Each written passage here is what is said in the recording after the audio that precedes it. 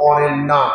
সম্মানিত উপস্থিতি, ইমামগণ বা সলফে সালেহিনরা এই হাদিসের তাফসিরে নিয়ে এসেছেন, দিনের দিক দিয়ে সবচাইতে সম্মানিত দিন হচ্ছে জিলহজ মাসের প্রথম 10 দিন, আর রাতের দিক দিয়ে সবচাইতে সম্মানিত গুরুত্বপূর্ণ মর্যাদাপূর্ণ রাত হচ্ছে রমজান মাসের শেষ দশকের রাত।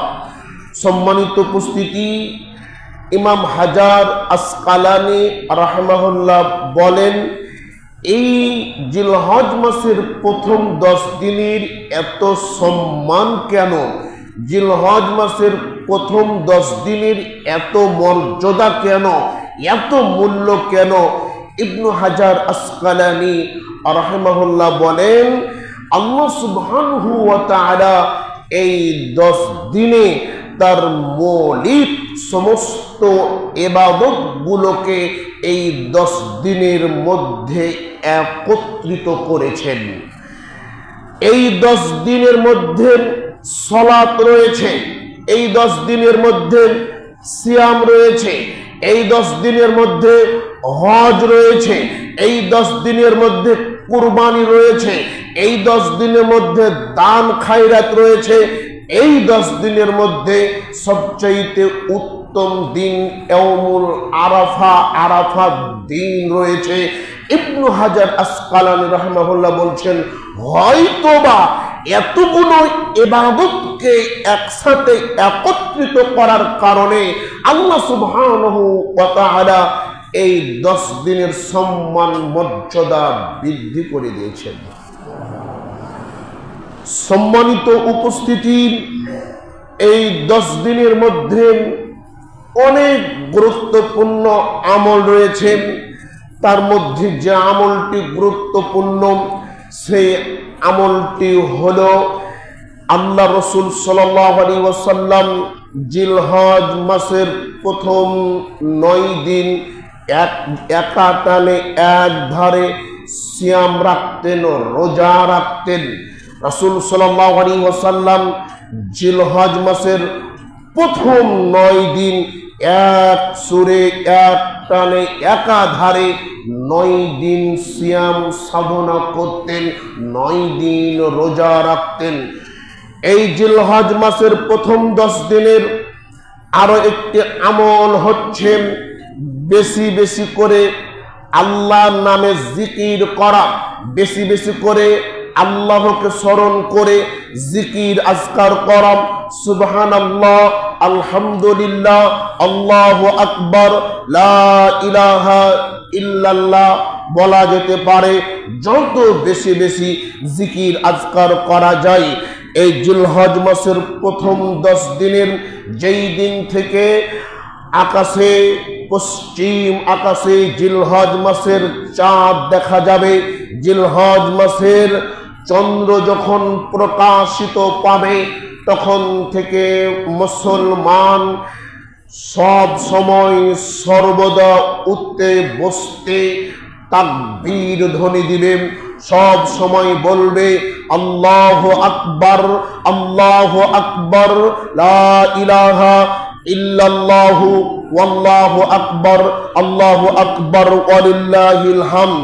মসজিদে আসবে তাও বলবে, বাজারে যাবে তাও বলবে, বাড়িতে থাকবে তাও বলবে, যেখানে থাকবে যে অবস্থায় থাকবে তখনই তারা এই তাকবীর দিতে থাকবে, এই তাকবীর গুলো বলতে থাকবে।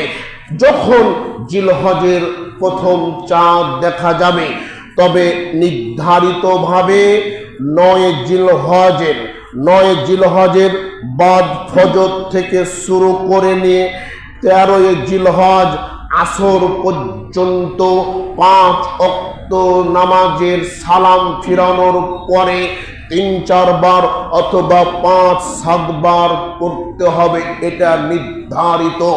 সম্মানিত উপস্থিতি, দুঃখজনক হলো সত্য যে এই সুন্নাহ মুসলিম থেকে, মুসলমান সমাজ থেকে আজকে উঠে গিয়েছে। আমরা মনে করি ঈদের সলাতে, ঈদের নামাজ পড়তে আসলে ইমাম সাহেবের সাথে কয়েকবার তাকবীর পাঠ করলেই হয়ে গেল। ঈদের নামাজে ইমাম সাহেবের সাথে কয়েকবার তাকবীর দিলেই যথেষ্ট হয়ে যাবে। কয়েকবার তাকবীর পাঠ করলেই হয়তো বা হক আদায় হয়ে যাবে। আমরা কখনো চিন্তাও করি না, কখনো বুঝি না এই তাকবীর ধ্বনি দিলে বা কখন পাঠ করতে হয়, এটা আমরা কখনো চিন্তা করি না। 9 জিলহজ, আপনার প্রথম জিলহজ থেকে তাকবীর ধ্বনি দিলে অমুসলিমদের কাছে, ইহুদি খ্রিস্টানদের কাছে, হিন্দুদের কাছে একটা বিষয় প্রকাশ পেয়ে যাবে, মুসলমানদের কুরবানির সময় চলে এসেছে। মুসলমানরা কুরবানি করবে, মুসলমানদের উৎসবের সময় এসেছে, মুসলমানদের আনন্দের সময় এসেছে। সকল অমুসলিমের কাছে এটা প্রকাশ পাবে, অথচ এটা হয় না। আব্দুল্লাহ ইবনে ওমর রাদিয়াল্লাহু তাআলা আনহু বাজারে যে উচ্চ স্বরে তাকবীর পাঠ করতেন, বাজারে গিয়ে উচ্চ স্বরে তাকবীর পাঠ করতেন, জোরে জোরে তাকবীর পাঠ করতেন, যাতে করে তার তাকবীরের ধ্বনি শুনে অন্যান্য মানুষ তাকবীর পাঠ করতে পারে। আর এটা আজকে বিলুপ্ত হয়েছে। কেউ যদি আজকে বাজারে গিয়ে জোরে তাকবীর পাঠ করে তো মুসলমান কবে তার মাথা গেছে, পাগল হয়ে গেছে। পাগল না হলে মা করে, এটা পাগল হয়ে গেছে, মানে এটা প্রচলন নাই। 99% যখন বেপথে আছে, একজন ঠিক পথে গেলে 99% বলবে যে লোকটা পাগল হয়ে গেছে।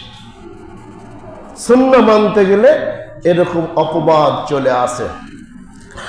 তো সম্মানিত উপস্থিতি, 9 জিলহজের মধ্যে অন্যতম ইবাদত হচ্ছে কুরবানি করা। এই কুরবানির বিধিবিধান জানতে হবে। রাসূল সাল্লাল্লাহু আলাইহি ওয়াসাল্লাম বলেন, মান কানা লাহু সাআতান ওয়া লাম ইজহি ফালা ইকরাবান্না মুসাল্লানা। যে ব্যক্তির সমর্থন আছে কুরবানি করার, যার সামর্থ্য আছে কুরবানি করার, অথচ কুরবানি করলো না, অথচ কুরবানি দিল না, অথচ কুরবানি দেওয়ার শক্তি আছে, ক্ষমতা আছে, কুরবানি দিল না, রাসূল সাল্লাল্লাহু আলাইহি ওয়াসাল্লাম বলছেন ফালা ইয়াকরাবান্না মুসাল্লানা, সে যেন আমাদের ঈদগাহের নিকটবর্তী না হয়। সম্মানিত উপস্থিতি, কুরবানি তাকিদ দেওয়া হয়েছে। কুরবানিকে মানুষের কাছে একটি সুন্দর ইবাদত, মান সম্পন্ন, মর্যাদাপূর্ণ ইবাদত বলে ঘোষণা করা হয়েছে। সমর্থন থাকলে কুরবানি দেওয়ার চেষ্টা করবেন। সমর্থন থাকলে অবশ্যই কুরবানি দিয়ে আপনার ঈমানি পরীক্ষা দেওয়ার চেষ্টা করবেন। সমর্থন বলতে কত লক্ষ লক্ষ টাকার মালিক হতে হবে তা নয়, লক্ষ লক্ষ টাকার সম্পদের মালিক হতে হবে তা নয়। আপনার যদি একটি ছাগল কেনার, আমি তো গত সপ্তাহে বলেছি যে ছাগলটি বাচ্চা দিতে দিতে বয়স শেষ হয়ে গেছে, ওই ছাগলটির দাম বাজার দরে এখনো 7 থেকে 8,000 টাকা, এর চাইতে বেশি নয়। এই ছাগলটি কেনার সমর্থন থাকলে আপনি ওই ছাগলটি কিনে কুরবানি করার চেষ্টা করুন। আজকে তো আপনার হাতে একটা মোবাইল আছে, এই মোবাইলের দামই তো 25,000 টাকা। সমর্থন নাই মানে কাকে কি বুঝান আপনি? কার সমর্থন নাই? বর্তমান সময়ে সবার সমর্থন রয়েছে, কিন্তু নিয়ত ঠিক নাই, মন ঠিক নাই। সমর্থন নাই কার কুরবানি দেওয়া বর্তমান সময়? আপনাকে কি বলছি যে আপনি বাজারে সবচেয়ে বড় গরু কুরবানি দেন, বড় উট কিনে কুরবানি দেন, বড় ছাগল কিনে কুরবানি দেন? আপনার যে সমর্থন, ওই সমর্থন অনুযায়ী যতটুকু পাওয়া যায়। যে ছাগলটার বাচ্চা হয় না, বাজি ছাগল, এই ছাগলটার দাম কত আসবে? 8 থেকে 9,000 টাকা এখন বাজার দর।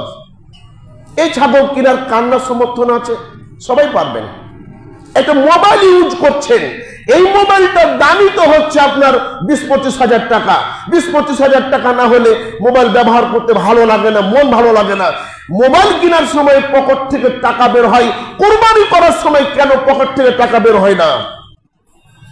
সম্মানিত উপস্থিতি, আরো একটা সমস্যা হলো যে আমাদের সমর্থন শুধু স্বামী বা বাড়ির পুরুষেরই খোঁজা হয়।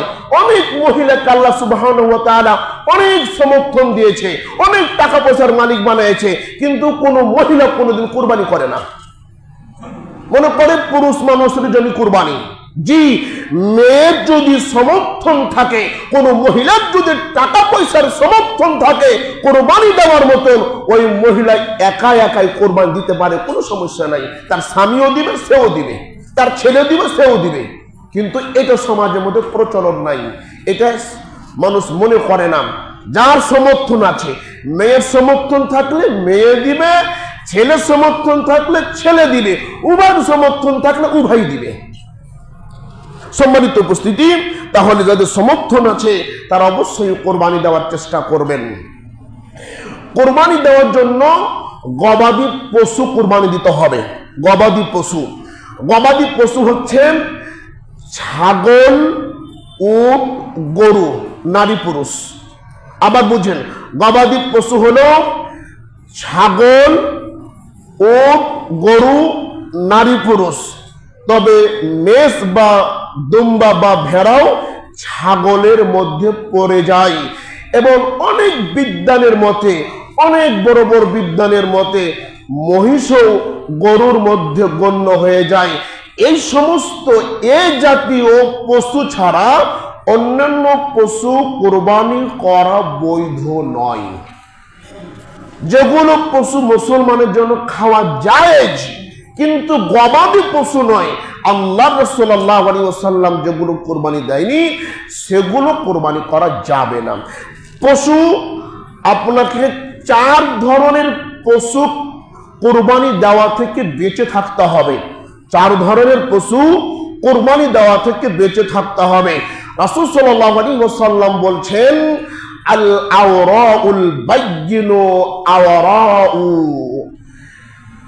অন্ধ পশু যার অন্ধত্ব সুস্পষ্ট। 2, ওয়াল মারিজাতু বাইয়িনু মারজুহা, অসুস্থ পশু যার রোগ সুস্পষ্ট, দূর থেকে বোঝা যাচ্ছে ওই পশুটি অসুস্থ বা রোগী। 3, আল আরজাউহা জিলউহা, আল আরজাউল বাইয়িনু জিলউহা, খোরা বা ন্যাংরা যার পঙ্গুত্ব সুস্পষ্ট, যেটা বোঝা যাচ্ছে এটা ন্যাংরা বা খোরা বা পঙ্গু বা বিকলাঙ্গ, এরকম পশু কোরবানি দেওয়া যাবে না। তারপর বলছেন যে আল কাসীরাতুল্লাতী লা তুনকি, জীর্ণ শীর্ণ, যার হাড়ের মজাগুলো শুকিয়ে গিয়েছে, যেগুলো জীর্ণ শীর্ণ, বসলে উঠতে পারে না, উঠলে বসতে পারে না, একেবারেই দুর্বল হয়ে গেছে, এরকম পশু কুরবানি করা যাবে না। আবার দেখেন, 4 ধরনের পশু কুরবানি করা যাবে না। 1, স্পষ্ট অন্ধ। 2, স্পষ্ট রোগী। 3, স্পষ্ট খোরা বা ন্যাংরা। 4, স্পষ্ট জীর্ণ সৈন্য। এই 4 প্রকার পশু কুরবানি করা যাবে না। তবে অর্ধ কান কাটা বা কান ছিদ্র বা শিং ভেঙে গিয়েছে অথবা কোনো কারণে দাঁত পড়ে গিয়েছে, এ সমস্ত পশু কোরবানি করা জায়েজ। আবার যে সমস্ত পশু জন্মগতভাবে লেজ কাটা, জন্মগতভাবে যে সমস্ত পশুর শিং বের হয়নি, এ সমস্ত পশুও কোরবানি করা যায়। তবে সবচেয়ে উত্তম হলো খুদবিহীন, নিখুঁত পশু কোরবানি করা উত্তম। যদি আপনার কাছে এগুলো খুদ মনে হয়, যদি মনে হয় যে শিং ভেঙে রয়েছে বা লেজ কাটা রয়েছে, এগুলো যদি খুদ মনে হয়, এই জন্য বিদ্যাঙ্গনের মতে খুদবিহীন নিখুঁত পশু কোরবানি করাই সবচেয়ে উত্তম। তবে যেগুলো বললাম এগুলো করা যেতে পারে, কোনো সমস্যা নেই। সম্মানিত উপস্থিতি, কোরবানির পশুর বয়স হতে হবে মুসিন্না। মুসিন্না মানে হচ্ছে দুধের দাঁত উঠে গিয়ে নতুন দাঁত বের হওয়া। প্রথম এক প্রকার দাঁত বের হয়, এ দাঁত বের হওয়ার পরে নতুন একটি শক্ত দাঁত বের হয়, এই দাঁতকে বলা হয় মুসিন্না। মুসিন্না অর্থাৎ মুসিন্না কি বলতেছেন যে 5 বছর শেষ করে 6 বছরে পদার্পণকারী উট, 2 বছর শেষ করে 3 বছরে পদার্পণকারী গরু এবং 1 বছর শেষ করে 2 বছরে পদার্পণকারী ছাগল বা দুম্বা। এই কথা বলে রাসূল সাল্লাল্লাহু আলাইহি ওয়াসাল্লাম বলছেন, যদি কারো কোরবানি দিতে কষ্ট হয়, এগুলো মেনে কোরবানি দিতে যদি কারো কষ্ট হয় বা সমস্যা হয়, তাহলে 6 মাসের দুম্বা, 6 মাসের ভেড়া বা ছাগল কোরবানি করা যেতে পারে। কি বুঝতে পারলেন? 6 মাসের কোনো দুম্বা, 6 মাসের কোনো ভেড়া, 6 মাসের কোনো ছাগল আপনি কোরবানি করতে পারবেন, যদি আপনার ওই আগের শর্তগুলো না মিলে। যদি আপনার 1 বছরের পূর্ণ খাসি দেওয়ার সমর্থন নেই, বা 2 বছরের পূর্ণ গরু দেওয়ার সমর্থন নেই, বা 5 বছরের পূর্ণ একটি উট দেওয়ার সমর্থন নেই, যদি এগুলো না থাকে, তাহলে আপনি 6 বছরের দুম্বা বা ভেড়া কোরবানি করতে পারেন। সম্মানিত উপস্থিতি, এবার আপনার আসি, এক পরিবার থেকে একটাই পশু কোরবানি করা উত্তম। এক পরিবার থেকে, এক ফ্যামিলি থেকে একটাই পশু বা আপনার একটা পশু কোরবানি করা উত্তম। তবে গরুতে আল্লাহর রাসূল সাল্লাল্লাহু আলাইহি ওয়াসাল্লাম তার সাহাবা একরাম কোন এক সফরে গরুতে 7 জন এবং উটে 10 জনের পক্ষ থেকে কুরবানি করেছিলেন। সম্মানিত উপস্থিতি, আবার এমনও কিছু হাদিস পাওয়া যায় যেখানে কোনো সফরের উল্লেখ নেই। আমাদের সলফে সালেহিন বা অনেক বড় বড় আলেম ওলামা 7 ভাগের পক্ষে এক সময় বা 7 ভাগের বিপক্ষে এক সময় ফতোয়া দিত, কিন্তু যখন তারা সঠিকটা বুঝতে পারলেন যে না, এটা সফরে শুধু খাস নয়, এটা মুকিম অবস্থায় বাড়িতে থাকা সত্ত্বেও কোরবানি দেওয়া যেতে পারে, আপনি 7 ভাগে একটা গরুতে কোরবানি দিতে পারেন, এটা জায়েজ আছে। তবে উত্তম হলো, তবে ভালো হলো নিজের পরিবার থেকে একটি পশু জবে করা, আর 7 জনের পক্ষ থেকে একটি গরু কোরবানি দেওয়াটা জায়েজ। এখন আপনি ইউটিউব সার্চ দিবেন, বড় বড় আলেম ওলামা এই 7 ভাগের পক্ষে ফতোয়া দিয়েছেন। আপনি আমানুল্লাহ বিন ইসমাইল মাদানী, মুখলেস বিন আরশাদ মাদানী, ব্রাদার রাহুল ভাই, আরো ডক্টর আবু বকর জাকারিয়া স্যার, আপনি ইউটিউবে সার্চ দিলে প্রায় সকল আলেম ওলামার ঐক্যমত যে 7 ভাগে কোরবানি দেওয়াটা জায়েজ। এখন আপনি বলবেন যে হুজুর, আপনাদের কারণে তো আমরা একসময় বন্ধ করেছিলাম। জি, তখন হয়তোবা বুঝতে পারেনি বা এখন বুঝে গেছে। এর নামই হচ্ছে আহলুল হাদিস। কখনো কারো অন্ধ অনুকরণ করে না। যখন হাদিস কোরআন পেয়ে যায়, তখন নিজের মতকে ছুঁড়ে ফিরে দিয়ে কোরআন ও হাদিসকে মেনে নেওয়াটাই হচ্ছে আহলুল হাদিসদের একটি সুস্পষ্ট বৈশিষ্ট্য। সম্মানিত উপস্থিতি, এই জন্য 7 ভাগে কোরবানি আপনি দিতে পারবেন। তবে 7 ভাগে যারা কোরবানি দিবেন, অবশ্যই ভালো মানুষগুলো একসাথে কোরবানি দেওয়ার চেষ্টা করবেন। যারা 5 ওয়াক্ত নামাজ পড়ে, যারা ভালো মানুষ, তাদের সাথে কোরবানি দিতে পারবেন বা তাদেরকে সাথে করে একটা গরু কোরবানি দেওয়ার চেষ্টা করবেন। সম্মানিত উপস্থিতি, আরেকটি কথা যে হুজুর, কার টাকা বা কেমন, কার টাকায় সুদ, কার টাকায় ঘুষ, এটা তো বুঝতে পারি না, কিন্তু সেই যদি আমাদের কোরবানিতে বা ভাগে কোরবানিতে একত্রিত হয়ে যায়, তাহলে আমার কোরবানির কোনো সমস্যা হবে কিনা? আল্লাহ সুবহানাহু ওয়া তাআলা পবিত্র কোরআনুল কারীমের মধ্যে বলছেন, ওয়ালা তাজিরু ওয়াজিরাতু বিজরা উখরা, কেউ কারো পাপের বোঝা বহন করবে না। যে যা পাপ করেছে সে তার পাপের বোঝা বহন করবে। সর্বপ্রথম একা একাই এক পরিবার থেকে কোরবানি দেওয়ার চেষ্টা করবেন। যদি মনে করেন ভাগে দিতে পারেন, ভাগে দিতে পারবেন। ভাগে দেওয়ার সময় ভালো মানুষগুলোর সাথে দেওয়ার চেষ্টা করবেন। নাম্বার 3, 4, যদি ভালো মানুষ মনে না হয়, যদি কোনো খারাপ মানুষ যদি আপনার সাথে মিশে যায়, আপনার কোরবানির কোনো সমস্যা হবে না, তার সমস্যা। এবার আমরা আসি, সম্মানিত উপস্থিতি, এবার কোরবানির গোশত কিভাবে বন্টন করতে হবে, কোরবানির গোশত কিভাবে খেতে হবে। আল্লাহ সুবহানাহু ওয়া তাআলা পবিত্র কোরআনুল কারীমের মধ্যে বলছেন, ফাকুলু মিনহা ওয়া আত'ইমুল কানিয়া ওয়াল মু'তার, কোরবানির পশুর গোশত তোমরা খাও এবং যারা চায় এবং যারা চায় না তাদেরকে দাও। আর আয়াতে বলছেন, ফাকুলু মিনহা ওয়া আত'ইমুল বাইসাল ফাকির, তোমরা কোরবানির গোশত থেকে খাও এবং অভাবী দুস্থদেরকে তোমরা কোরবানির গোশতগুলো খাওয়াও। সম্মানিত উপস্থিতি, এই দুইটি জায়গা থেকে বোঝা যাচ্ছে কোরবানির গোশত 3টা ভাগে ভাগ করবেন। 3টা ভাগে ভাগ করে একটি ভাগ নিজে খাবেন, একটি ভাগ ফকির মিসকিনকে দিয়ে দিবেন, একটি ভাগ পাড়া প্রতিবেশীর দুস্থ ব্যক্তিদেরকে, আত্মীয় স্বজনদেরকে দেওয়ার চেষ্টা করবেন।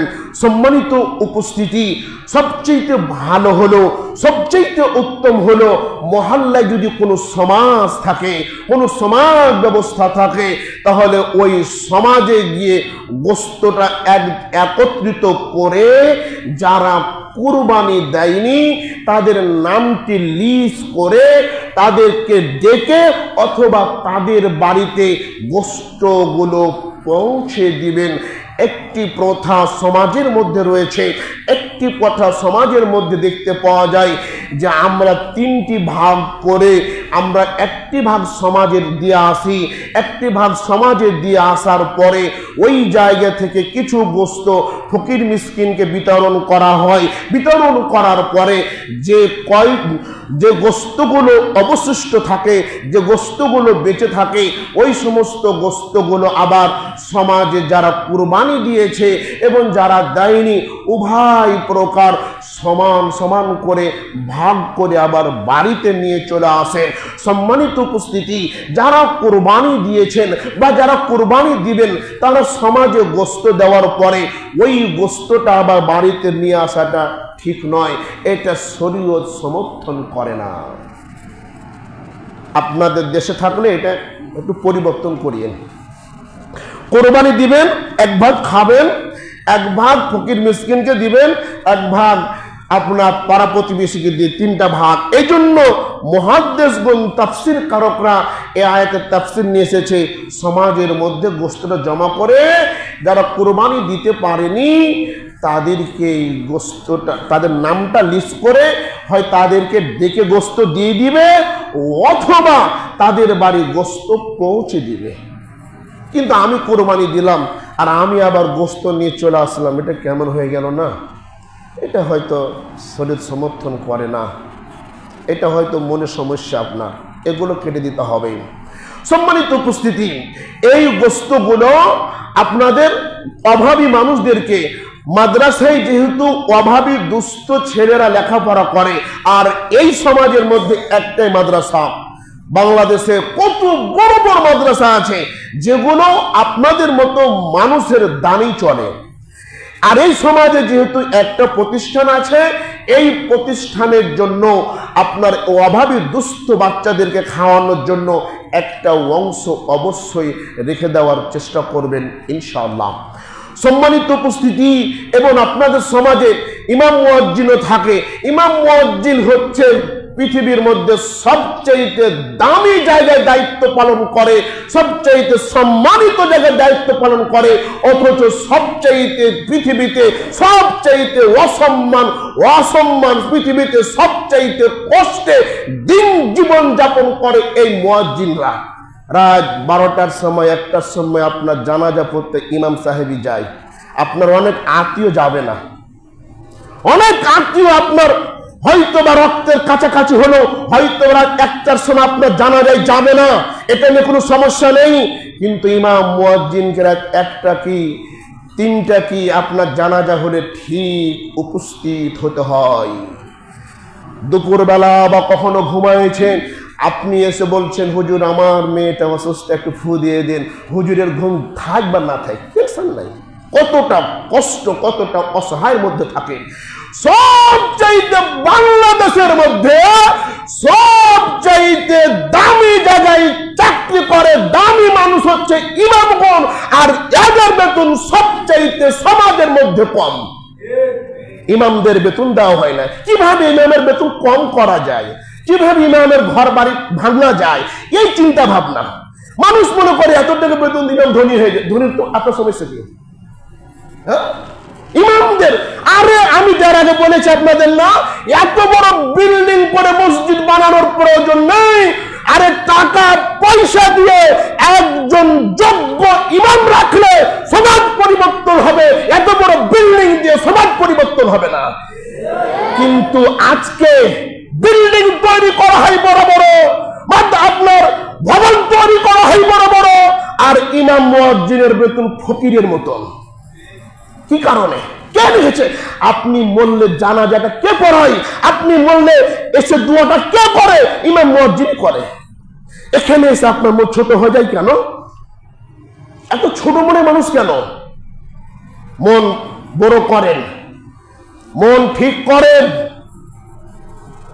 আপনার এখানে মৌসুমি ফল হয়, একটা মাদ্রাসা, একটা মসজিদ। আপনি একা একা খাই, আপনার পেটে ব্যথা হয় না? মনটা খারাপ লাগে না যে এত খাবার আল্লাহ দিয়েছে, কিছু অংশ মাদ্রাসার ছেলেদের দিয়ে আসি? মন চাই না? হ্যাঁ, মানে না দিতে দিতে না অভ্যাস, দিয়ে অভ্যাস করেন। যত মৌসুমি ফল হবে মাদ্রাসার ছেলেদেরকে নিজের ছেলের মতো করে অবশ্যই কিছু অংশ মাদ্রাসা দেওয়ার চেষ্টা করবেন, অবশ্যই কিছু দিবেন। ধান হয়েছে, ধানের কিছু সময় ধান দিয়ে দিবেন মাদ্রাসায়, পেঁয়াজ হয়েছে পেঁয়াজ দিয়ে দিবেন, আম হচ্ছে আম দিবেন। এগুলো খেয়ে আপনার ছেলে একটা আদর্শবান সন্তান হতে পারবে। আজকে এখানে গলা ফাটিয়ে কথা বলছি, এই আপনাদের মতো কোনো মানুষ দান করে খাওয়ার পরে আজ তো কথা বলছি মানুষ সামনে, মানুষ হবে, গাঁজাখোর হবে না, মাদ্রাসায় পড়লে জুয়াখোর হবে না, মাদ্রাসায় পড়লে কারো টাকা পয়সা আত্মসাৎ করবে না, কারো বাড়িতে ঢেল মারবে না। এটা মাদ্রাসার ছেলেদের, পড়ুয়া ছেলেদের একটা বৈশিষ্ট্য। কোন ক্যারাম বোর্ডে, কোন জুয়ার আড্ডাখানায় মাদ্রাসার ছেলেদের পাওয়া যায় না। সম্মানিত উপস্থিতি, এই জন্য এই কোরবানির কিছু অংশ মাদ্রাসাটাকে টিকিয়ে রাখার জন্য, এত বড় একটা সমাজের একটা প্রতিষ্ঠানকে টিকিয়ে রাখার জন্য অবশ্যই কোরবানির কিছু অংশ গোস্ত মাদ্রাসা দেওয়ার চেষ্টা করবেন, ইমাম মুয়াজ্জিনকে স্মরণ রাখার চেষ্টা করবেন। এবার আমরা আসি, কোরবানি দেওয়ার পরে যে চামড়া, কোরবানি দেওয়ার পরে যে চামড়া হয়, এই চামড়া কি করতে হবে? সম্মানিত উপস্থিতি, এই চামড়া মসজিদে পাই না, এই চামড়া ঈদগাহে পাবে না, এই চামড়া কবরস্থানে পাবে না। এই চামড়া অভাবী গরিবদেরকে দিয়ে দিতে হবে। অভাবী গরিবরাই হচ্ছে এই চামড়ার অধিকার বা হক রাখে।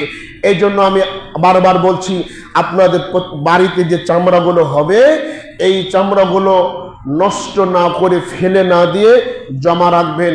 আমাদের মাদ্রাসার গরিব সন্তানরা আপনার বাড়িতে গিয়ে চামড়াগুলো নিয়ে আসবে ইনশাআল্লাহ।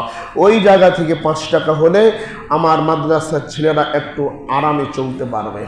আপনার বাড়িতে যে চামড়াগুলো হবে ফেলে দিয়েন না, জমা রাখেন। আমার মাদ্রাসার ছোট্ট ছোট্ট মাসুম সন্তানগুলো যে আপনার বাড়ি থেকে এই চামড়াগুলো নিয়ে আসবে ইনশাআল্লাহ।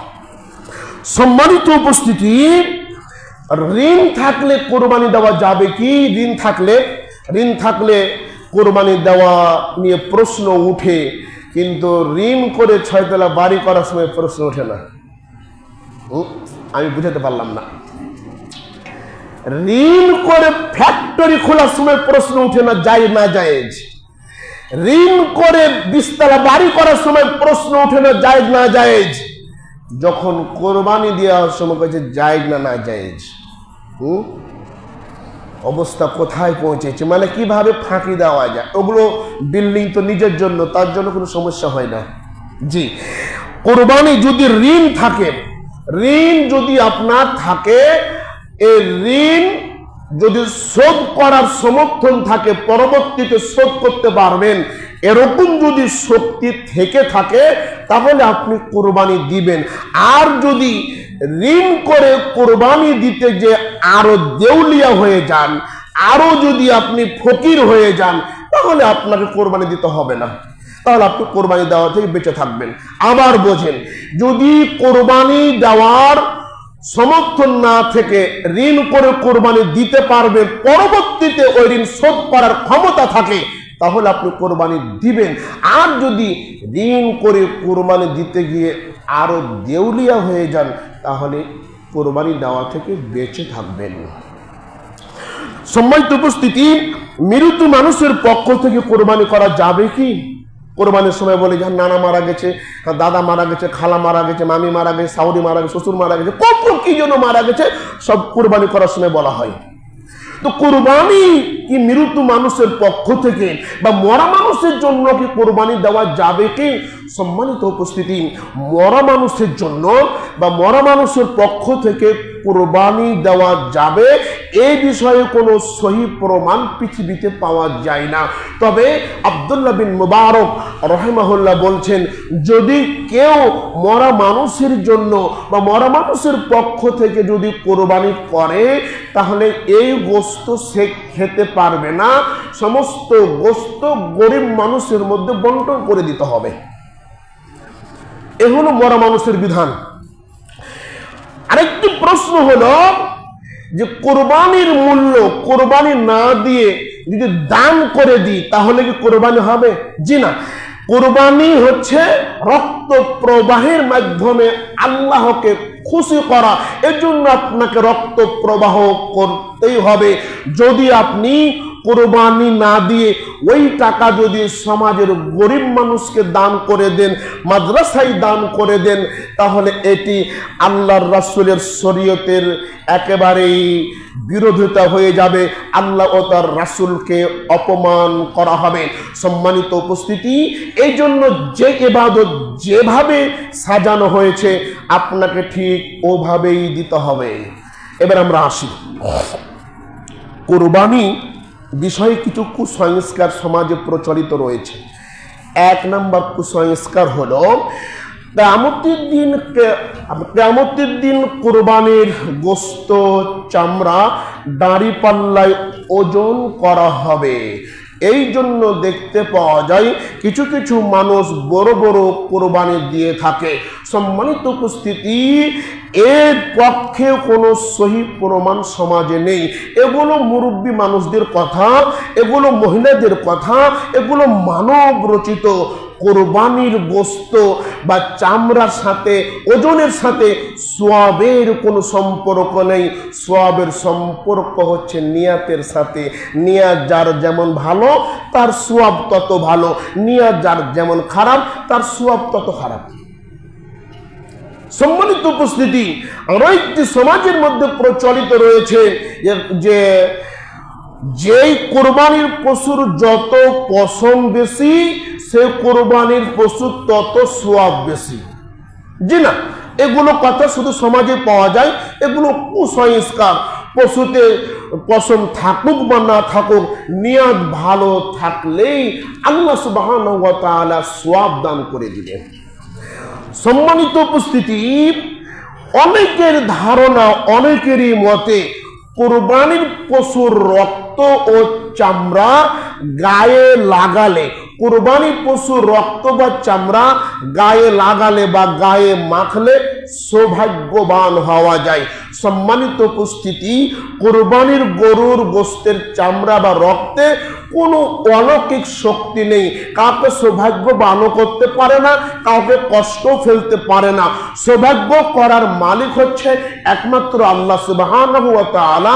বিপদে ফেলার মালিক হচ্ছে আল্লাহ সুবহানাহু ওয়া তাআলা। কোরবানির পশু আপনার ভালো মন্দ কিছু করতে পারে না।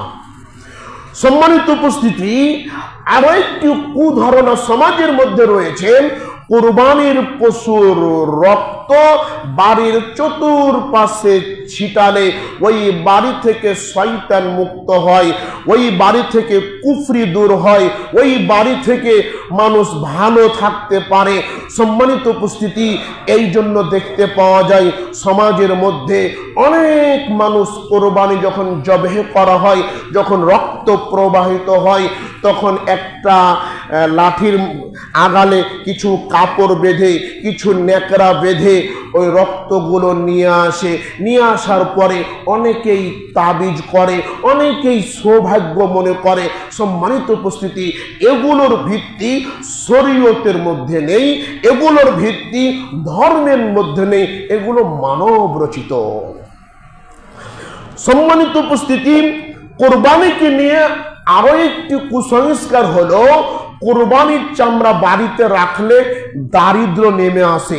কোরবানির চামড়া বাড়িতে রাখলে দারিদ্র নেমে আসে। আমি আগে বললাম কোরবানির চামড়ার অলৌকিক কোনো শক্তি নেই, কোরবানির চামড়ার অলৌকিক কোনো ক্ষমতা নেই।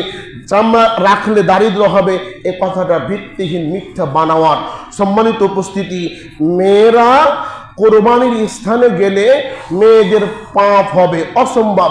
মেয়েরা যদি পর্দা করে শালীনতা বজায় রেখে ভদ্রভাবে যদি কোরবানির পশু দেখে, জবে করা দেখে, তাহলে তো কোনো পাপ হবে না, কোনো গুনাহ হবে না।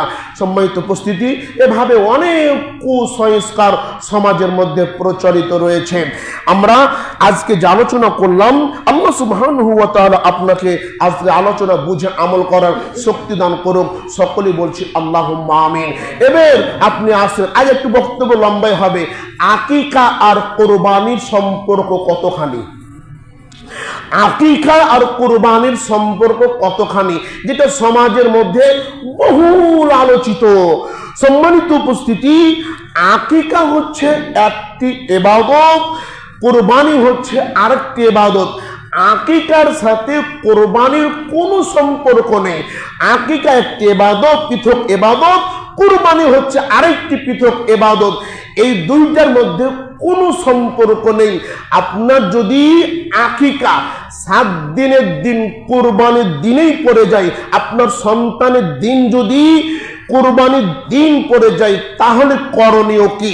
আপনার যদি সমর্থন থাকে আপনি আকিকাও দিবেন, কুরবানি দিবেন। আপনার যদি সমর্থন না থাকে, সমর্থন কম থাকে, তাহলে আপনি কুরবানিকে রেখে দিয়ে এই জায়গায় আকিকাকে প্রাধান্য দেওয়ার চেষ্টা করবেন। সম্মানিত উপস্থিতি, আবার ভালো করে বুঝেন, যদি কোরবানি ও আকিকায় একই দিনে পড়ে যায়, তাহলে করণীয় হলো, যদি আপনার সমর্থন থাকে কোরবানিও দিবেন, আকিকাও দিবেন। আর যদি সমর্থন দুটি দেওয়ার সমর্থন না থাকে, তাহলে আপনি কুরবানিকে রেখে দিয়ে, কুরবানিকে বন্ধ করে আকিকাকে প্রাধান্য দেওয়ার চেষ্টা করবেন। সম্মানিত উপস্থিতি, আমার একটি প্রশ্ন, হুজুর 7 দিনের পরে কি আকিকা দেওয়া চলে? জি, 7 দিনের দিন আকিকা দেওয়া উত্তম। 7 দিনের দিন আকিকা দেওয়া হচ্ছে উত্তম। 7 দিনের পরেও যে কোনো সময় আকিকা দেওয়াটা জায়েজ। তবে ওই আকিকাটা আর মূলত 7 দিনের যে আকিকা হয়, এই আকিকার সমতুল্য হবে না। এই পরে যে আকিকা দেওয়া হবে, এই আকিকাটা একটা নফল সদকা, নফল একটা দান হয়ে যাবে। সম্মানিত উপস্থিতি, আকিকার গোশত কিভাবে বন্টন করবেন? জি, আকিকার গোশত যেভাবে কুরবানির গোশত বন্টন করেন, ঠিক ওইভাবেই আকিকার গোশত বন্টন করবেন। আকিকার গোশত কি বাপ মা খেতে পারবে? জি, বাপ মা তো আগে খাবে, সেই তো কুরবানি মানে সন্তানের জন্য আকিকা দিয়েছে, সেই প্রথমেই আকিকার গোশত খেতে পারবে। সমাজের মানুষ বাপ মাকে আকিকার গোশত খাওয়া থেকে বিরত রাখে, এটা হচ্ছে কুসংস্কার। হুজুর, একই পশুতে কি আকিকা কুরবানি চলে? একটাই পশু, এতে কি আকিকা কুরবানি চলে? জি না, একই পশুতে আকিকা কুরবানি চলবে না, পৃথক পৃথক ভাবে আকিকা ও কুরবানি দিতে হবে। আল্লাহ সুবহানাহু ওয়া তাআলা আপনাকে আমাকে সকলকে আজকে বক্তব্য বুঝে আমল করার তৌফিক দান করুন। সকলে বলছি আল্লাহুম্মা আমিন। আল্লাহ তুমি সমাজের সকল মানুষকে সঠিকটি বোঝার সঠিকটি মানার তাওফিক দান করে দাও। সকলে বলছি আল্লাহুম্মা আমিন। এবং কুরবানি সম্পর্কে আমাদের একটি লিফলেট রয়েছে, আপনারা নামাজ শেষে অবশ্যই ওই লিফলেটটি নিয়ে যাওয়ার চেষ্টা করবেন, ইনশাআল্লাহ আল্লাহ পাক কবুল করুক। সকলে বলছি আল্লাহুম্মা আমিন। আগামী সপ্তাহের খুতবার বিষয় হচ্ছে কুরবানি কবুলের শর্তসমূহ।